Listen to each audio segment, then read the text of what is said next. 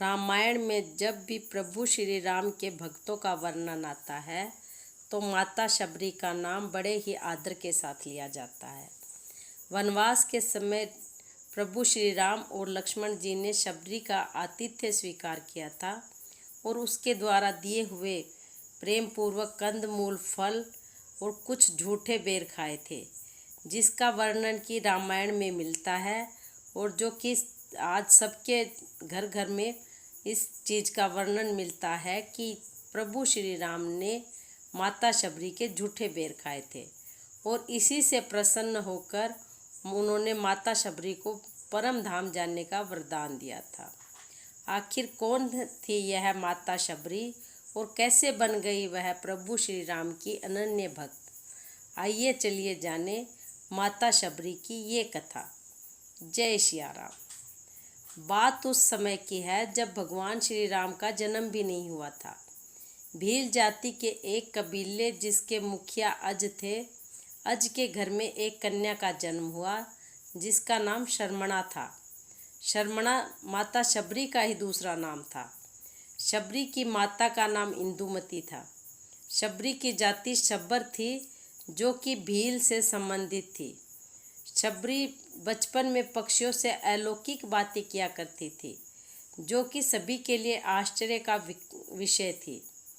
माता शबरी धीरे धीरे बड़ी हुई। वह अत्यंत सुंदर और सरल स्वभाव की थी, लेकिन उनकी कुछ हरकतें महाराज अज और इंदुमती की समझ से भी परे थे। समय रहते माता शबरी के बारे में उसके माता पिता ने किसी ब्राह्मण से पूछा कि यह कन्या वैराग्य की बातें करती है। ब्राह्मण ने सलाह दी कि इसका विवाह करवा दो। राजा अज और भील रानी इंदुमती ने शबरी के विवाह के लिए एक बाड़े में पशु पक्षियों का इंतजाम किया। फिर जब इंदुमती माता शबरी के बाल बना रही थी तो शबरी ने पूछा कि माँ, हमारे बाड़े में इतने पशु पक्षी क्यों हैं? तब उसकी माँ इंदुमती बताती है कि ये तुम्हारे विवाह की दावत के लिए है। तुम्हारे विवाह के दिन इन पशु पक्षियों का विशाल भोज तैयार किया जाएगा और बारातियों का उससे स्वागत किया जाएगा। शबरी को यह बात बिल्कुल भी ठीक नहीं लगी कि मेरे विवाह के लिए मैं इतने जीवों का बलिदान नहीं होने दूंगी। अगर विवाह के लिए इतने जीवों की बलि दी जाएगी तो मैं विवाह ही नहीं करूंगी। शर्मणा माता शबरी है जो कि माता शबरी ने रात्रि में सभी पशु पक्षियों को आज़ाद कर दिया। जब शबरी बाड़े के किवाड़ खोल रही थी तो उसको किसी ने देख लिया। इस बात से शबरी डर गई और वहाँ से भाग निकली। भागते भागते माता शबरी ऋषिमुख पर्वत पर पहुँच गई, जहाँ पर 10,000 ऋषि उस समय तपस्या कर रहे थे। इसके बावजूद माता शबरी छुपते हुए कुछ दिनों तक, जब तक वह पकड़ी नहीं गई, रोज सवेरे ऋषियों के आश्रम में आने जाने वाले पत्तों को साफ कर देती थी और हवन के लिए सूखी लकड़ियों का भी बंदोबस्त कर देती थी। बड़े ही आदर भाव से शबरी संविदाओं से लकड़ियों को ऋषियों के हवन कुंड के पास रख देती थी। कुछ दिनों तक तो ऋषि समझ नहीं पाए कि आखिर कौन है जो हमारे सारे नित्य के काम निपटा रहा है, कहीं कोई माया तो नहीं। फिर एक बार ऋषियों ने अगले दिन सवेरे जल्दी शबरी को देखा तो उन्होंने शबरी को पकड़ लिया। ऋषियों ने शबरी से उसका परिचय पूछा तो माता शबरी ने बताया कि वह एक भीलनी है। एक ऋषि मतंग ने शबरी को अपनी बेटी कहकर अपनी कुटिया में शरण दी और माता शबरी को अपनी सेवा करने को कहा। समय बीतता गया। मतंग ऋषि बूढ़े हो गए। मतंग ऋषि ने घोषणा की कि अब मैं अपनी देह छोड़ना चाहता हूँ। तब माता शबरी ने कहा कि एक पिता को मैं वहाँ पर छोड़कर आई हूँ और आप भी मुझे छोड़कर जा रहे हो। अब मेरा ख्याल कौन रखेगा? मैं किसके सहारे रहूँगी? तब मतंग ऋषि ने कहा कि बेटी, तुम्हारा ख्याल अब श्री राम रखेंगे। माता शबरी ने सरलता से कहा कि यह श्री राम कौन है और मैं उन्हें कहाँ ढूंढूंगी?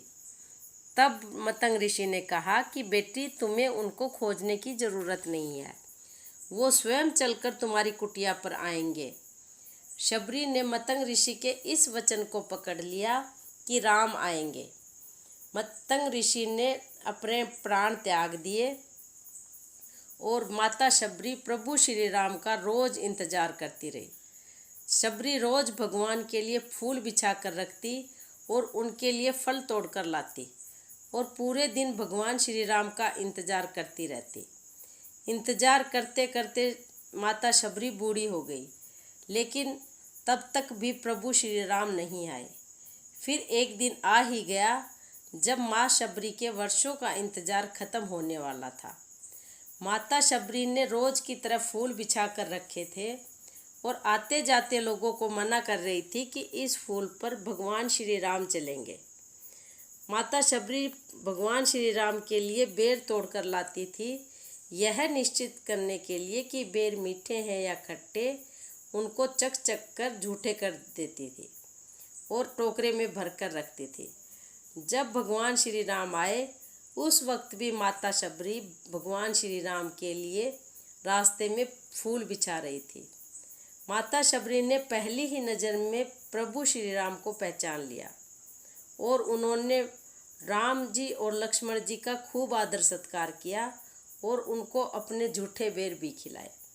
प्रभु श्री राम ने बहुत ही चाव और प्रेम पूर्वक माता शबरी के झूठे बेरों को खाया।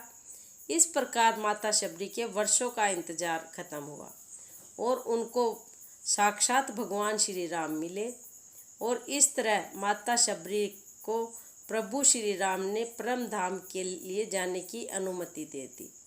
जय सिया राम।